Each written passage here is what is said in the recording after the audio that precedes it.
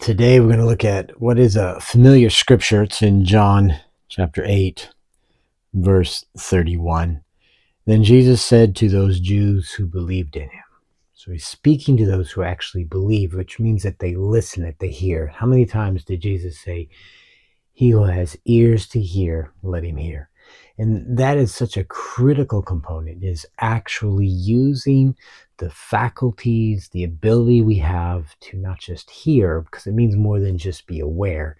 It means to truly listen and to bring and to ingest and bring these words that he speaks, which he says are words of life, into your very being. So he says, he is said to those Jews who believed in him, "If you abide in my word." And this abiding, this concept of abiding, is something that shows up in John's gospel and in John's epistles. It is so important. It's about living in Jesus. It's truly finding your place, your existence in him, to abide, to draw your life and your breath, have your very being in him. And Jesus addressed that in chapter 15, which we looked at several days ago, about him being the vine. He is the vine, and you're the branches. And the branch must abide, be connected to, draw its life and its substance from the vine, or it can't even live, and it becomes to nothing, because it's impossible for you or I to have life apart from Jesus. That's where we get it. The branches only exist because of the vine. And if they're not connected to the vine, they have no life in them. And of course they can't bear fruit. And that's part of that story. And so he says, "If you abide in my word," this is the same kind of thing of drawing your very life essence from him. And it's his word. He is the word. And so what he speaks is truth and it is life. And we just have to take that and believe it, and take this word and make it what is true, regardless of what it seems like or what I'm feeling. I can focus upon what it seems like in this moment, and I can be full of what I call yeah buts.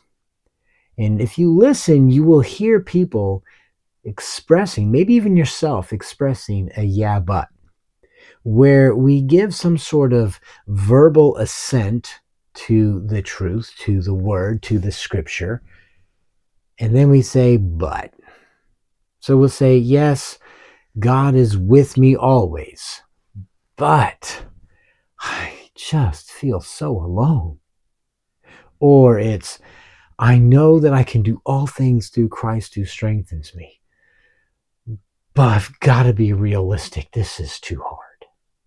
Something like that. And that "but," which is a contradiction following the "yeah, I agree, but I know better," in essence, is what it says. And so he says, "If you abide in my word," that means he's kicking your butt. He's kicking that "yeah, but." He says that "but" doesn't belong. It's just the "yeah, yeah, yes, Lord," not the "but." And he came and he comes and he is here with you and with me to kick our butts out, because the "but" is that contradiction. And so he says, "If you abide in my word," meaning you let my word be true, no matter what you're feeling or what it seems like, and your "but" is removed from this. So there's no "yeah, but," it's simply a "yes, Lord." And I accept what he says, regardless of what I feel like or what it looks like. He says, if I do that, if I abide, he says, "If you abide in my word, you are my disciples indeed."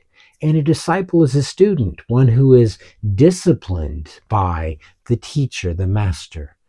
That's all it means, to learn from. And you cannot and will not learn anything if you don't even listen, or if you "yeah, but" it. If you just contradict, you're not learning. And he says, "You must abide in my word." And verse 32, "You shall know the truth, and the truth is what will make you free." Not your buts, not your argument, not your contradiction. Absolutely won't make you free. Jesus came to free you and to give you freedom, and he wants you to have freedom. And there's only one place that you will find that, and that's in the truth. That's in him who is the Word. And that is where you actually find your life. You find your existence is in Him. And as you truly seek that and listen and let Him kick your butt so that there's no more yeah, but just yes, Lord. And you take what He says, regardless of what it seems like to you and what you think is realistic and what you think feels right, and say, Lord, you said this. Jesus, this is your word. Thank you that it's true. Thank you for kicking my butt.